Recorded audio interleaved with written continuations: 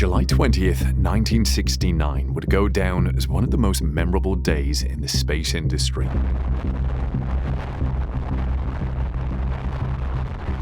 Following the success recorded by the United States in landing two astronauts, Neil Armstrong and Edwin Buzz Aldrin, on the moon.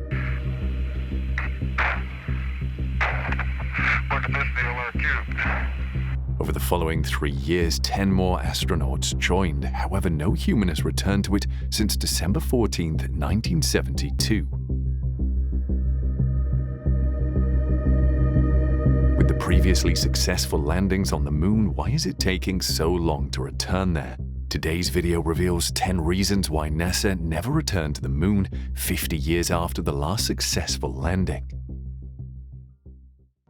Number 10. The end of the space race between the US and Russia. The US and the Soviets were embroiled in a Cold War space race. It was an extension of the nuclear arms race between the Americans and the Soviets that started after the Second World War. It was a race to demonstrate technological superiority in the space industry. This arms race culminated in the development of rockets. As a show of might, the Soviet Union launched the first ever satellite, Sputnik 1, on October 1957 and successfully put Yuri Gagarin into space in 1961. This technology became a source of concern to United States officials as they became committed to recording a bigger win. To them, one such win would be to develop rockets that could travel faster and higher, or to put the first boots on the moon. In 1962, President John F. Kennedy outlined his administration's difficulty landing Americans on the moon. He thus appealed to Congress. This appeal came at a time when the US was trailing the Soviet Union regarding space developments. We go into space because whatever mankind must undertake, free men must fully share. Though difficult, the US National Aeronautics and Space Administration, NASA, gathered the resources needed to pull the great shot. By 1966, NASA got about 4.5% of the total federal budget, 10 times more than its present share. This spending boost of NASA made the moonshot possible through the Apollo program within 7 years. To many, the space race ended because the Americans beat the Soviet Union, that is, the Russians, to the moon, hence making it appear there was no longer a competition worth fighting. For instance, in 2019, the Vice President of the National Space Council, Mike Pence, explained how NASA told him that a probable return to the moon would be in 2028. A senior space policy advisor, Casey Dreyer, said no political dispensation will provide the project funds. Going further, he claimed the only reason President John F. Kennedy committed the resources to Apollo was his view of the program as a front in the Cold War. NASA first conducted the first unmanned Apollo mission in 1966 and subsequently landed 12 people in lunar space on 6 crewed missions. The first mission was successfully launched in July 1969, while 5 additional Apollo missions landed on the moon by 1972. Undoubtedly, this successful trip remains one of NASA's greatest, if not the greatest, technological feats. During this mission, the astronauts conducted experiments that yielded new scientific insights into the space industry. Each mission, of course, explored different aspects of the lunar surface. Rock samples were collected, some flags were planted. Also, the nuclear-powered scientific instruments continued to send back data to Earth, although human presence on the moon was short-lived. And while the end of the space race is a possible reason why NASA never returned to the moon, there are other reasons. Number 9. Moon trips are extremely dangerous and risky. The successful landing on the moon came with a lot of life-threatening challenges, so you might want to reconsider your plan to take your lover to the moon and back. And it's a lie, there is no Starbucks there. During the Apollo operations, 2 major accidents occurred. The first was a fire incident on the launch pad of Apollo 1. This event took the lives of 3 astronauts. The second incident occurred in the oxygen tank of Apollo 13. Though the tank exploded, no life was lost and the astronauts returned safely to Earth. There were reports that Neil Armstrong almost died 14 months before the launch of Apollo 11 in a lunar landing training. Something went wrong with the spaceship's engine and its module exploded. Armstrong would have been blown to pieces in the accident if he hadn't ejected at the right time. Reports also show that Neil Armstrong almost died while landing Apollo 11. it took the help of a U.S. Air Force meteorologist, Hank Bradley, to help land Apollo 11 safely on the Pacific Ocean. With an advanced tech satellite, Hank Bradley saw what looked like a heavy thunderstorm on the path through which the spacecraft was going to enter the Earth. He alerted NASA with the help of high-ranking officers about the looming threats they faced, and proper precautions were made to divert the spacecraft to a safe landing. Other dangerous aspects of traveling to the moon are the acrid nature of the moon dust, the absence of sunlight for up to 14 days, extreme heat when there is sunlight, and the incidence of wandering asteroids knocking out astronauts. But could these be enough reasons for NASA never to want to return to the moon to explore further? Most likely, but wait till you've heard about the other reasons. The number 8 reason why NASA never returned to the moon is the astronomical cost of traveling. Yes, the cost shoots over the roof into the outer space. While Kennedy's administration budgeted around $7 billion for the program, it ended up spending over $20 billion. The implication of this is that moon exploration is a highly expensive endeavor. For instance, the Apollo project cost a whopping $25.8 billion, about $264 billion in today's dollars. Also, over 400,000 people with support from more than 20,000 industrial firms and universities helped see the program's successful launch. Due to the enormous costs involved, President Richard Nixon raised serious concerns about the project. He says no reason justifies a return to the moon, especially considering the danger and expense. He also said that only competition and an economic driver could make the return to the moon a necessary endeavor. NASA's former Deputy Administrator Lori Garver pointed to the default Space Station Freedom, now known as the International Space Station, when citing a case where Congress and industry were more concerned with the kickoff of a program rather than its sustainability. In the 80s, President Ronald Reagan announced the space station as a space hub with an initial price tag of $8 billion. But after the Space Station Freedom program had become an international project by 2010, the overall costs skyrocketed to over $100 billion. Of course, a hike in cost is expected of any huge project, especially as its scope expands. However, in the case of the ISS, NASA targets it to become more efficient. However, there was another problem. The space industry seeks a faster, cheaper, and more efficient rocket, and Artemis cannot offer the benefits as its SLS rocket is an expendable vehicle, not a reusable rocket. After every successful launch, the system's main core and side boosters will end up in the ocean. However, the good news is that Elon Musk's SpaceX is building Starship, a reusable rocket to create a cheaper, greener version of space travel. So far, the project has cost $5 billion. This is unlike the SLS, which has recently gulped over $23 billion. However, SpaceX's Starship must prove that it has the architecture to succeed in the Artemis program. Currently, the SLS is on the launch pad, the only rocket within reach of NASA to pull off the moonshot. If launched successfully, the rocket will add a feather to the technological might of the United States.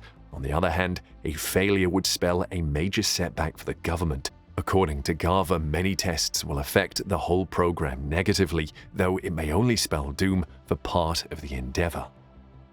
The 7th reason is the constant shift in national priorities. There are more pressing matters like tackling climate change, tracking asteroids, alleviating poverty, gender equality issues, funding peace missions in troubled countries, and eradicating terrorism. Maybe Obama's administration wouldn't have defeated Osama bin Laden if his administration had been more bothered about getting astronauts to the moon. There also came a major oil crisis in 1973, which necessitated a shift in the nation's priorities. This shift subsequently limited NASA's research and scientific missions and negatively impacted policymakers' willpower in implementing new missions to the Moon and Mars. Thus, NASA's crewed space missions remained in low Earth orbit. Following this development, the budgetary allocation to NASA continued to dwindle, first below 1%. With the allocation moving closer to 0.4% as of 2005, it became nearly impossible to undertake any further crewed mission to the Moon. And a 2005 report by NASA revealed that it would cost about $104 billion, about $133 billion as of 2018, to return to the Moon. The US authorities are now busier with more pressing matters, so an adventurous moon exploration with theoretical benefits can wait. This is a very strong reason why NASA has not yet returned to the moon. The number 6 reason is the lack of public interest. Lack of public interest also constitutes another factor inhibiting the return to the moon. A Pew survey conducted in 2018 discovered that most Americans prefer climate-related research to spending on missions to the moon or Mars. In the survey, 72% of the respondents did prefer that the US continues to maintain its world leader position in space exploration, but just 13% thought that sending astronauts to the moon should be a top priority of the US. This challenge was most notable in some African American communities' criticism of the Moon Project. The most notable was the Ralph Abernathy-led civil rights protest. Over 500 African Americans gathered at the Kennedy Space Center carrying placards, wooden carts, and mules in protest. One of the placards read, $12 a day to feed an astronaut. We could feed a starving child for 8.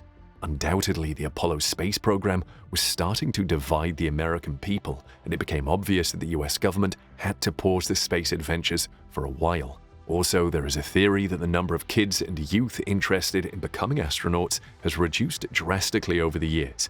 This research shows that more kids now dream of becoming successful YouTubers rather than astronauts. This reduction in the number of astro enthusiasts has made investing in a return to the moon to be less prioritized by governments and policymakers. The number 5 reason is a change in government and policies. A democratic society always calls for constant change in government, and each government always comes with its aspirations and beliefs. And the presidents of the United States are also not helping matters regarding NASA's plans and goals. Each administration comes with plans that target certain projects that take a lesser period to complete, neglecting the space program. This administrative whiplash makes it difficult to get committed to projects that are not only capital-intensive, but will also outlast a 2-term president. As you'd expect, one such program is the return to the moon. Take, for instance, in 2004, George W. Bush's directive to NASA to come up with a replacement for the space shuttle. It came up with the Constellation program under the Space Exploration Initiative. With the program, NASA could land astronauts on the moon with a rocket and a spaceship known as Ares and Orion, respectively. The agency spent $9 billion over 5 years on the spaceflight program, yet the plan didn't come to fruition. After President Barack Obama took over, he canceled the program in 2010, citing NASA's inability to estimate the Constellation program's cost.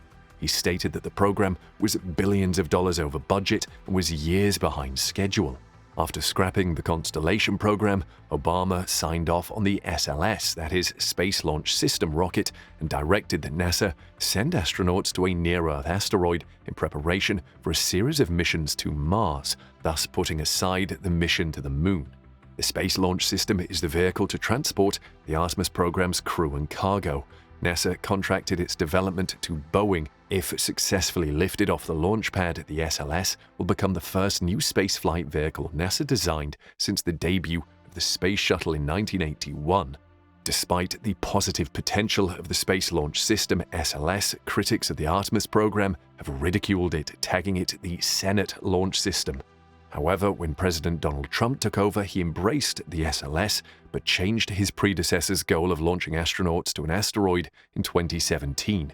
Instead, he prioritized missions to the Moon and Mars, putting NASA back on course. He also wanted to use Artemis to return astronauts to the Moon in 2024 and maintain a long-term sustainable human presence as against the initial target of NASA in 2028. If only wishes were horses, his resolve was contained in his request to Congress to allot an extra $1.6 billion for the Artemis program in 2020.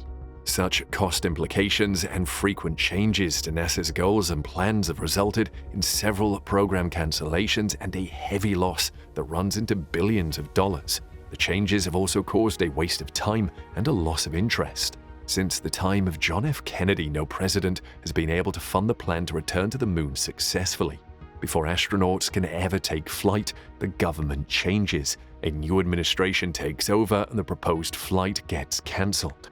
However, the current president of the United States, Joe Biden, appears to be following his predecessor's line as he has maintained Trump's Artemis priority for NASA.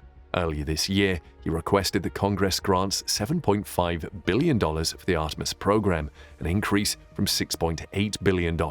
He He also refused to tamper with the Space Force. The number 4 reason, the instability and unreliability of software systems. With Apollo 17 as the last mission to the moon and Eugene Cernan as the last human to step on the surface of the moon, why did NASA refuse to return to the moon?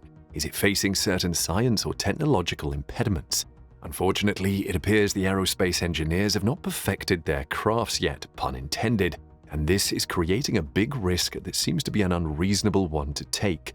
The SLS, for example, continues to witness a series of glitches that hinder its launch. In a test conducted in April 2022, where there was an attempt to fill the rocket with fuel and drain it afterwards, the agency discovered a faulty valve and a hydrogen leak. NASA Inspector General Paul Martin called out Boeing, the contractor to build the SLS, over poor planning and execution. It is important to note that the last time NASA tested a brand new moon rocket was in November 1967. The rocket tested was Apollo 4, Saturn V's first flight, and a NASA report in the 1970s revealed that Apollo 4 resulted from over 7 years of developmental activities with input from tens of thousands of workers in government, industry, and universities. It took a few more years for the Space Launch System to reach the launch pad. The number 3 reason, the belief that the moon is a death trap. Beyond the tug-of-war between succeeding administrations and glitchy software, many perceive and the experience of previous trips show that the moon poses serious risks to astronauts. This raises the question, is the risk worth taking at all? The 4.5 billion-year-old rock has its surface littered with craters and boulders that seriously threaten safe landings. Before astronauts could successfully land on the moon in 1969, the US government spent billions of dollars to map the surface of the moon and scout for possible landing sites. Another source of worry is the environmental impact of lunar space. The first is the eons of meteorite impact, moon dust. The moon dust, also known as regolith, is electrostatically charged due to its interaction with the solar wind. This lunar dust affected the Apollo missions, so astronauts could not stay longer in space. This challenge must be resolved to spend longer durations and build permanent habitats. Similarly, the fact that the lunar space is exposed to a boiling hellscape for about 14 days at a time makes it emit harsh rays. This is because it has no protective atmosphere. For the next 14 days, the moon becomes totally dark. This makes the moon's surface a cold place. To tackle the period of darkness, NASA is developing a fission power system to supply astronauts with electricity. It has also designed spacesuits and rovers that are sun and dust resistant and will support missions to lunar space for longer. However, it is yet to be determined whether the equipment is ready to launch. And this all begs the question, if lunar space comes with risks that threaten the lives of humans that land on it, why not send robots there? The answer to this is contained in NASA astronaut Buzz Aldrin's response. He says, "There's no question that robots do wonderful science, but human contribution is invaluable and also can't be predicted." He cited an instance when he and Neil Armstrong on Apollo 11 perceived the smell of lunar dirt. Neil Armstrong described the smell as that of wet ashes, while to Buzz Aldrin the smell was similar to that of burned charcoal after a fireworks show. Either way, any robot cannot perceive or reveal the smell. In fact, other astronauts also commented on their perception of the smell. There is also a belief that enormous and dangerous aliens are lurking around the moon. There is a theory that some astronauts return to Earth with alien specimens now being kept in top-secret labs. But honestly, if there are aliens out there and we are not the only civilized beings in the universe, we don't want to mess with those guys. We don't want to experience a real-life Star Wars. Or do we? The number 2 reason, the benefits of traveling to the moon must be ascertainable. This theory believes there are not enough reasons to return to the moon. The project benefits are based on theoretical beliefs, and the government is reluctant to take the risk and invest a considerable chunk of taxpayers' money on such a project. This school of thought believes that the real problem is not that of returning to the moon, but that of what is in it to gain. There is more to planning to return to the moon than just proof of the ability to return there. The debate over the years is whether traveling to the moon is even worth it in the first place. And the main query is, are there scientific or provable benefits to this exploration? Some astro researchers believe the moon is a good place to learn about the solar system's evolution. The reason is simple: the moon has no atmosphere or flowing water. It is not subject to erosion and weathering. Thus, we can be certain to have the evidence of its origin preserved. This was the opinion of David Kring, a lunar geologist. However, in 2003, there was an incident where the space shuttle Columbia crashed above the Earth's atmosphere. This left the 7 crew members dead. This again raised the question of why people risk their lives traveling into space. At that moment, President George W. Bush developed a new mission for NASA. According to him, if space exploration puts people's lives at risk, landing on the moon might be their best bet. But is the risk worth it? This is certainly one of the questions preventing NASA from returning to the moon. And finally, the number one reason that the successful travels of Apollo 11 to and from the moon were a total sham. With all the evidential proof shown to the world about the success of Apollo 11's travels to and from the moon, some people still believe that the whole operation was faked. Bill Kaysing was at the forefront of this theory. In 1976, Kaysing published a pamphlet titled "We Never Went to the Moon." He argues that the US does not have the technical capabilities to make a successful trip to the moon and back. His opinions were so convincing since he argued from an insider's perspective. He did, in fact, help contribute to the US space program and took part in designing the Saturn V rocket engines. This school of thought believes that since we cannot create a spaceship competent enough to make the travels, there was no way we could have traveled or planned to travel again to the moon. So the question now is this: what will it take for NASA to fulfill the wish of landing a new crew of astronauts on the moon? Also, now that we've seen China building a robust space program, will this bold step by China stir up the competitive spirit in NASA to stage a more groundbreaking return to the moon? Leave your view in the comments section below.